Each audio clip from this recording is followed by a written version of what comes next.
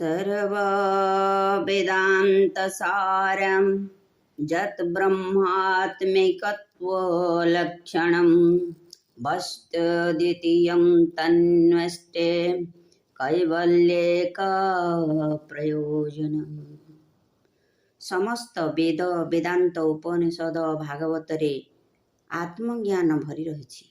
यही आत्मा ही ब्रह्म, अखंड, अद्वितीय, सत्य, नित्य, समस्त हृदय समस्त प्राणींकर मूल सत्ता भाव विद्यमान। यही आत्मसत्ता को सप्रेम जय जीव जनाई आरंभ करवा आजिर सत्संग। आज सत्संगटी भागवत जन्म उद्देश्य उत्सर्गीकृत। हे आत्मप्रेमी श्रद्धालु सुधीवृंद, आम जाने सद्गुरुदेव यही भागवतर जन्म भागवतर मर्मरे देइछन्ति। संस्कृत भागवतरु सद्गुरु आनिछन्ति। आमे किंतु जगन्नाथ दासंकर ओडिया भागवत रु आमे किछि पंक्ति नेबा, जेउथिरे कि ब्रह्मज्ञान बा आत्मज्ञान भरी रहिछि। आमे एही ज्ञान जाणु नथिबारु आमे पुस्तक गुड़िक श्रीमद् भागवत ग्रंथ को पूजा करुछे। ता भितरु ब्रह्मज्ञान को न बुझी आज आमे तत्वदर्शन को भूली जाइछे। तो सद्गुरुंकर प्रचेष्टा कि आमे केमिति से तत्वदर्शन को आनी निजे कर्मरे लगाइबा आ निजे मुक्त हो जिबा। तेबे व्यासदेव यार मूल प्रणेता, ये कि वेदांत दर्शन र प्रणेता अथोते ब्रह्म जिज्ञासा। आमे देखुछे जिज्ञासु व्यक्ति ही ब्रह्मज्ञान लाभ करे। श्रद्धावान लभेत ज्ञान। तो आमे और जदि श्रद्धा थिबो ज्ञान विषय रे आमे निश्चय ब्रह्म ज्ञान को लाभ करी पारिबा। तेबे संस्कृत भागवत को ओडिया भागवत रे अति बड़ी श्री जगन्नाथ दास आमको अति सुचारू रूपे बुझाई मातांकर कहिबानुसारे ये भागवतटी रचना करिछन्ति। किंतु ये भागवत रे आमर मजहबी ज्ञान भरपूर रहिछि। किंतु आमे ब्रह्म ज्ञान को नबा तो आमे देखुचे ये भागवत रे मध्य आमर जेमिति भारत वर्ष रे मुनि ऋषिंकर परंपरा चली आसीथिला, गुरु शिष्यर परंपरा। यही भागवत रे मध्य अनेक गुरु आ शिष्यंकर जिज्ञासार प्रश्न आ गुरुंकर उत्तर रे भरपूर रहिछि। तो आमे देखुछे आमे जदि जन शिष्य भाव रे जिज्ञासु न होछन्ति ए अमृतत्वर ज्ञान आमको केही प्रदान करि पारिबे नाही। तो ज्ञान न करी प्रकाश करिले धर्म हुए नाश। आमर जो आग्रह क्रमे सद्गुरु माने समस्ते ए ज्ञान को प्रकाश्य करिछन्ति अति गुप्त भावरे। तो जेतेबेले आमे देखुछे परीक्षा आउ सुकमुनिक उवाच आसुछि, ऋषिंक पुत्रंकर अभिशाप रे परीक्षा मृत्युमुखरे पड़िबा पूर्वरु अमृतर ज्ञान बा आत्मज्ञान प्राप्त करने को चाहूँगी। सुकमुनिक ठारू से अनेक प्रश्नर जिज्ञासा करुछन्ति। सप्ताह भितरे परीक्षा जीवन त्याग करिवे, शरीर त्याग करिवे। तो आमे देखुछे ए जीवन रे आमर समस्तंकर से 7टी दिन आसे। अष्टम दिन आउ नाही। से 7 दिन भितरे आमर ए शरीर जेउ दिन बा जेउ बार रे हेले आमर शरीर त्याग हुए। तेबे एठी आमे देखुछे आमे समस्ते जणे जणे ପରୀକ୍ଷା। ତ ଆମେ ସଦ୍ଗୁରୁ କରିବା କାହିଁକି ନା ଆମର ଜୀବର ମୋକ୍ଷ ପ୍ରାପ୍ତି ନିହାତି ଆବଶ୍ୟକ। ଯେ ଗୁରୁ ଜାଣେ ବେଦ ତତ୍ତ୍ୱ ନିର୍ଗୁଣ ଆତ୍ମଜ୍ଞାନେ ରତ ବ୍ରହ୍ମ ଚିନ୍ତଇ ଅବିରତେ ନିରହଙ୍କାର ଶୁଦ୍ଧ ଚିତେ। ଭାଗବତ କହୁଛନ୍ତି ଗୁରୁ କେମିତି କରିବ। ଆମେ ଅନେକ ଠକ ଗୁରୁଙ୍କର ସାମ୍ନା କରିଛେ। ଆଜି ସଂସାରରେ ଠକ ଗୁରୁଙ୍କର କିଛି କମି ନାହିଁ। ତେବେ ଆମେ ତତ୍ତ୍ୱଦର୍ଶୀ ଗୁରୁ ବା ଆତ୍ମଜ୍ଞାନୀ ଗୁରୁ କରିବା ବୋଲି ଭାଗବତ କହୁଛନ୍ତି। ଅଷ୍ଟାଙ୍ଗ ଯୋଗ ଭାବେ ଚିନ୍ତି ଲଭଇ ବ୍ରହ୍ମ ଜ୍ଞାନ ଗତି ସମଦରସି ନିଷ୍ଠା ପର ତପକଷଣ ସହେ ଧୀର।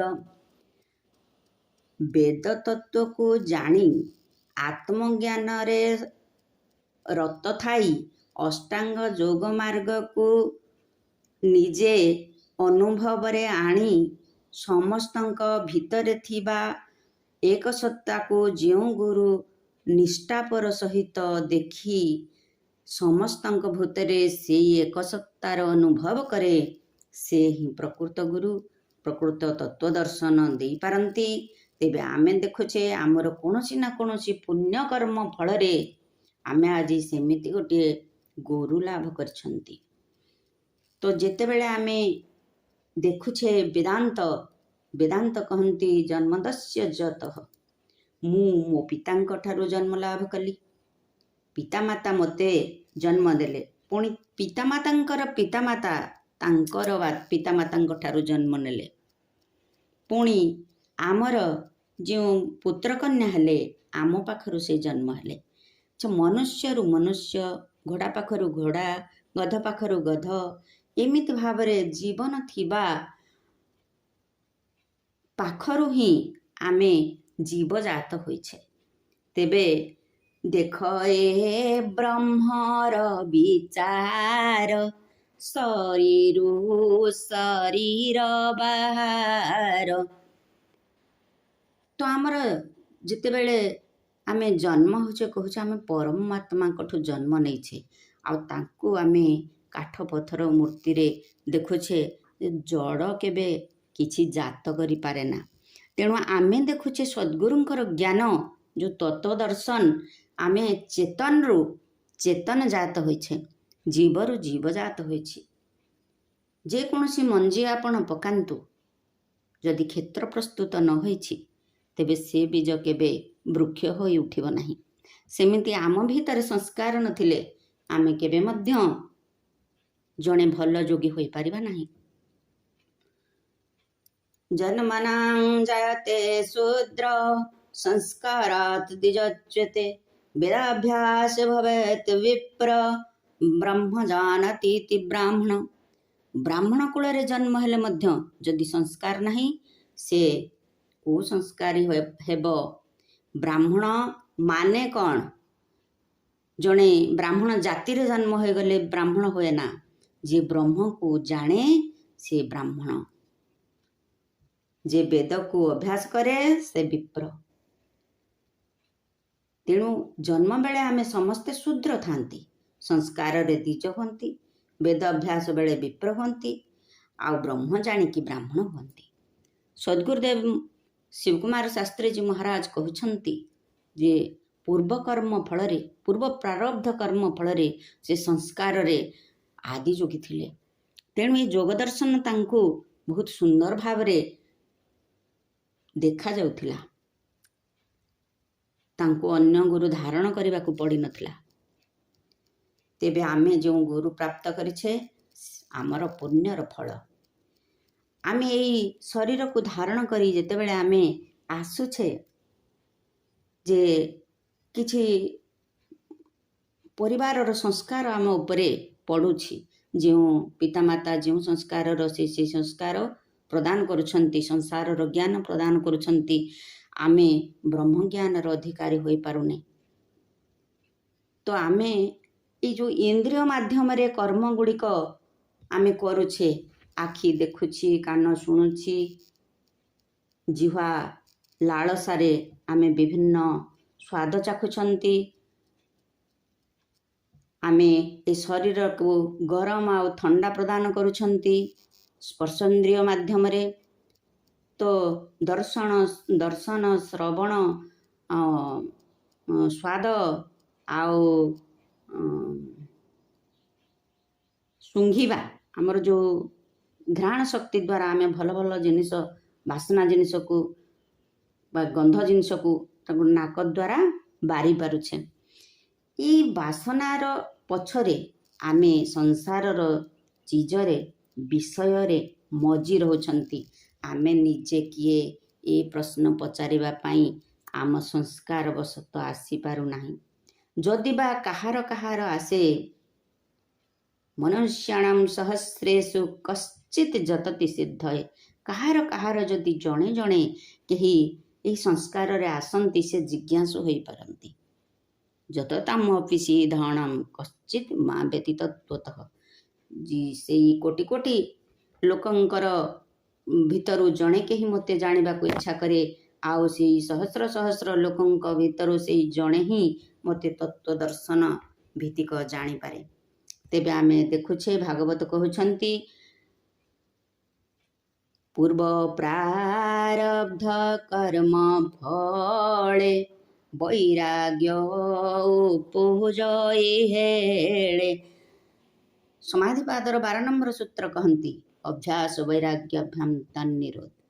ଯଦି ଆମେ ସେ ଇନ୍ଦ୍ରିୟ ମାଧ୍ୟମରେ କର୍ମ କରିଚାଲିବା, ଆମେ ପୁଣି ବନ୍ଧନରେ ପଡ଼ିଯିବା। ତ ସେ ଗୀତା କ'ଣ କୁହନ୍ତି ନା, ଧ୍ୟାୟତେ ବିଷାନୁପୁଂସ, ଆମେ ସେଇ ବିଷୟ ଗୁଡ଼ିକ ଧ୍ୟାନ କରି ସଙ୍ଗସ୍ତେ ସୁପଜାୟତେ, ସଙ୍ଗାତ ସଞ୍ଜାୟତେ କାମ, କାମାତ କ୍ରୋଧାଭିଜାୟତେ। ଏହି ବିଷୟର ଚିନ୍ତନ ଫଳରେ ଆମେମାନେ ବନ୍ଧନରେ ପଡ଼ି ବିଷୟର କାମନାରେ ଆମେ ଜନ୍ମ ପରେ ଜନ୍ମ ନେଇ ଚାଲିଛେ, ଆଉ ଆମେ ଅସଲ ଜ୍ଞାନକୁ ଧାରଣା କରିପାରୁନାହିଁ। କ୍ରୋଧାତ୍ ଉତ୍ପତ୍ତି ସନ୍ମୋହାତ୍ ସ୍ମୃତି ବିଭ୍ରମ, ସ୍ମୃତି ଭ୍ରସାତ୍ ବୁଦ୍ଧିନାଶ, ବୁଦ୍ଧିନାଶାତ୍ ପ୍ରଣଶନ୍ତି। ଏହି ବିଷୟର କାମନାରୁ କ୍ରୋଧ ଉପୁଜେ, ଆଉ ଏଇ ମୂଢ଼ ମନ ଏଇ ବୁଦ୍ଧିକୁ ଭ୍ରଷ୍ଟ କରିଦିଏ, ଆଉ ଶେଷରେ ଆମର ସ୍ଥିତି ଆମେ ହରାନ୍ତି, ଆଉ ଆମେ ନିଜେ ନିଜକୁ ଭୁଲି ଯାଆନ୍ତି, ଆଉ ବିଭିନ୍ନ କର୍ମ ବା ଖରାପ କର୍ମରେ ଲିପ୍ତ ହୋଇଯାଆନ୍ତି। ତେବେ ଆମେ ଦେଖୁଛେ, ବିନା ଜ୍ଞାନରେ ବା ବିନା ଅଭ୍ୟାସରେ ଆମେ କିଛି କରିପାରିବା ନାହିଁ। ତେଣୁ ଆମର ଯେଉଁ ବ୍ରହ୍ମ ସତ୍ତା, ଯେଉଁ ଅପରିବର୍ତ୍ତନୀୟ ସତ୍ତା ପାଖକୁ ପହଞ୍ଚିବାକୁ ହେଲେ ଗୁରୁଧାରଣ ଆମେ କରୁଛେ। ଆମେ ଇନ୍ଦ୍ରିୟାଭିମୁଖୀ ନ ହୋଇ ରୂପ ରସ ଗନ୍ଧ ସ୍ପର୍ଶ ଶ୍ରୋତ୍ର ମାଧ୍ୟମରେ ଆମେ ପଞ୍ଚ ଇନ୍ଦ୍ରିୟକୁ ରୋଧ କରିବା।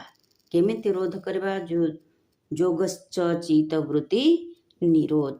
ଆମେ ଯେଉଁ 50 ବୃତ୍ତି କଥା ଆମେ ଆଲୋଚନା କରୁଛେ ଯୋଗ ଦର୍ଶନରେ, ଯେ କ୍ଳିଷ୍ଟ ଭାବରେ ସୁଖ ଦୁଃଖ ଭୋଗ କରି ଜୀବ ଯେତେବେଳେ ବହୁତ କଷ୍ଟରେ ପୀଡ଼ିତ ହୁଏ, ସେ ଜାଣିପାରେ ନା କାହିଁକି ଦୁଃଖ କଷ୍ଟ ଭୋଗ କରୁଛି। ସେ କ'ଣ କରେ? କର୍ମ ବନ୍ଧନରୁ କେମିତି ମୁକ୍ତି ପାଇବ, ସେ ରାସ୍ତା ଖୋଜେ, ବାଟ ଖୋଜେ, ଯେମିତି ପରୀକ୍ଷା। ତ ଆମେ ଆଜି ସଦ୍ଗୁରୁ ଧାରଣ କରିଛେ। ଆମେ ଯେଉଁ ଏଇ ଶରୀରକୁ ଧାରଣ କରିଛେ, ଏଇ ଶରୀର ହେଉଛି ଗୋଟିଏ ଓଲଟ ବୃକ୍ଷ। ଏଇ ଶରୀରରେ 2ଟି ପକ୍ଷୀ ବାସ କରନ୍ତି। ଏ ଶରୀର ରୂପୀ ଓଲଟ ବୃକ୍ଷରେ 2ଟି ପକ୍ଷୀ ବାସ କରନ୍ତି। ସଦ୍ଗୁରୁଦେବ କହିଲେ ଯେ ଆମେ ବେଦାନ୍ତ ସିଦ୍ଧାନ୍ତରେ ପଢ଼ୁଛନ୍ତି, ବ୍ୟାସଦେବଙ୍କ କୃତ, ଦ୍ୱାସପନ୍ନା ସହଜ ସଖାୟା ସମାନଂ ବୃକ୍ଷଂ ପରିସସ୍ୱଜାତ ତୟୋରନଃ ପିପାଳ ସ୍ୱାଦୃତ୍ୱେନ ସ୍ୱନାୟୋ ଅଭିଚାକସିତି। ଋଗ୍ବେଦ। ଏଠି ଭାଗବତ କ'ଣ ଲେଖିଲେ? ଏକଇ ବୃକ୍ଷେ ହଂସ ଦୁଇ ବସନ୍ତି ପ୍ରିୟ ଭାବବହି ସମାନ ଶକ୍ତି ସେ ବହନ୍ତି ବୋଧ ବିମୁକ୍ତ ବେନିଗତି। ଏକଇ ପକ୍ଷୀ ମହାବଳ ବଳେ ଭୁଞ୍ଜଇ ସବୁ ଫଳ ଆରେ କରହି ଉପବାସେ ନିର୍ଲେପ ନିରଞ୍ଜନ ଆସେ। ତ ଆମେ ଦେଖୁଛେ ଏଠି ଆତ୍ମା ଆଉ ମନ ଏ ଦୁଇ ନୁହଁ ଏକ। ତେବେ ଏ ଯେଉଁ ମନ ଇନ୍ଦ୍ରିୟାଭିମୁଖୀ କର୍ମରେ ବନ୍ଧନରେ ପଡ଼ିଛି, ଏ ମନକୁ କେମିତି ଆମେ ବନ୍ଧନମୁକ୍ତ କରିବା ସଦ୍ଗୁରୁ କହୁଛନ୍ତି। ଆମର ଅଷ୍ଟାଙ୍ଗ ଯୋଗ ମାଧ୍ୟମରେ ଆମେ ନିଜକୁ ଯୋଗୀ କରି ନିଜେ ସ୍ୱାଧ୍ୟାୟ ସତ୍ସଙ୍ଗ ସାଧନ ଫଳରେ ନିଜକୁ ନିଜେ ଜୀବନ ଥାଉଣୁ ମୁକ୍ତି କରିବା। ତେବେ ଆସନ୍ତୁ ସଦ୍ଗୁରୁଙ୍କ ଏଇ ମର୍ମକୁ ଆମେ ବୁଝିଯିବା ତତ୍ତ୍ୱ ଦର୍ଶନର ସହିତ। ଏଇଠି ଆମେ